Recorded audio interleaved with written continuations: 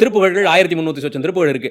சஷ்டி 6 நாட்களுள்ளே நான் பாராயணம் பண்ணிடுவேன் ஒரு சங்கல்பம் எடுத்துக்கிட்டு அதை பாராயணம் பண்ணிட்டு வர்றவங்க அதில் ஏற்பட்டிருக்கக்கூடிய அந்த ஒரு திருடம், சாப்பாடு இன்னைக்கு ஒரு நாள் விட்டுருவோமே, ராத்திரி பார்த்துக்கலாம், அது சாப்பாட்டுக்கு எடுத்துக்கிற அந்த ஒரு 20 நிமிஷத்துல நான் ஒரு 10 பாட்டு பாராயணம் பண்ணிடலாமே, இதை விட்டுடுவோன்னு இப்படி உணவை இரண்டாம் பட்சமாக தள்ளி வழிபாட்டுல மனசு லயித்து லயித்து லயித்து அவர்கள் உள்ள போகணும்.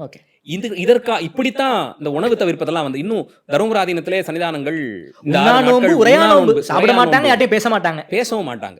ஏன்னா ஏதாவது ஒண்ணு பேச ஆரம்பிச்சோம்னா பல நேரத்திலையும் நாம பேசுற பல விஷயங்கள் பொருள் பொதிந்ததாக இருக்க போறது இல்ல. முருகப்பெருமான் ஆனாதப்பட்ட அருணகிரிநாதருக்கே சும்மா இருன்னு தான் உபதேசம் பண்ணிருக்காரு, சொல்லறன்னு தான் சொல்லியிருக்காரு. அப்போ அந்த பேச்சை தவிர்க்கும் போது நாம எண்ண ஓட்டங்கள்லாம் பேசாம இருக்கிறது ரொம்ப கஷ்டம், ரொம்ப கடினம். அப்போ எதுக்காக இப்படி இருக்கோம் நம்ம நினைக்கும் போது, ஓஹோ முருகப்பெருமானுடைய சிறப்பை இப்ப நம்ம சிந்திக்கணும், அதுக்கு இந்த நேரத்தை எடுத்துக்கொள்வோமே. மற்ற நாட்கள்ல நம்மளால ஆசைப்பட்டாலும் முடிய மாட்டேங்குது, இது ஒரு விரதமாக எடுத்துக்கிட்டு இருக்கோம். 6 நாட்கள் முருகனை பற்றி மட்டுமே நான் இன்னைக்கு எல்லாம் சிந்திக்கிறேன். அப்படி சிந்திக்கும் போதே ஒரு 2 நிமிஷம் 3 நிமிஷம் 4 நிமிஷம் நமக்கு போகும். அப்புறம் திடீர்னு ஏதாவது ஒரு பழைய விஷயம், நம்ம சார்ந்த ஒரு விஷயம் வரும், எதிரே யாராவது வருவார், அவருக்கு நமக்குமான ஏதோ ஒரு சம்பந்தத்தை பத்தி ஒரு நினைப்பு வரும். இப்போ அந்த நினைப்பு சிதறிக்கொண்டே இருக்கும். அது போய் பார்த்தோன்னா ஒரு 20 நிமிஷம் கழிச்சு ஐயோ முருகரை நினைக்கிறதுக்குள்ள உட்காந்துக்கிட்டு இருந்தோம்னு நம்ம திருப்பி அங்கே வருவோம்.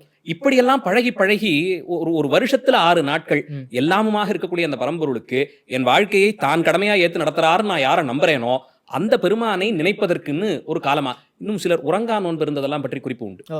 உண்ணா நோன்பு, உரையா நோன்பு, உறங்கா நோன்புமே கொள்வார்கள்.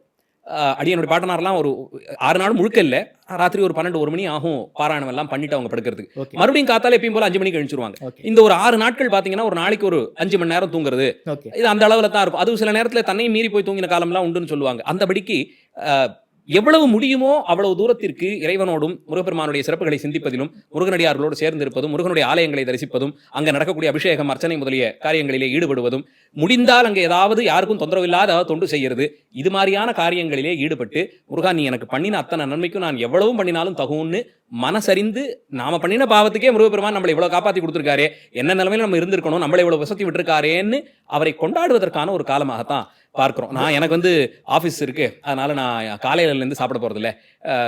எனக்கு இந்த மார்னிங் டயட்டை வந்து நான் இந்த டைம் வச்சு ஒரு ஃபாஸ்டிங் பண்ணிட்டு இருக்கேன், அதனால 12லேருந்து 6 மணிக்குள்ள என்ன முடியுமோ நான் சாப்பிட போறேன். இதெல்லாம் வந்து டயட்டுக்கும் நிறைய வித்தியாசம் இருக்கு. ரெண்டு ஒரு காலத்தையும் ஒன்னாகவே முடியாது.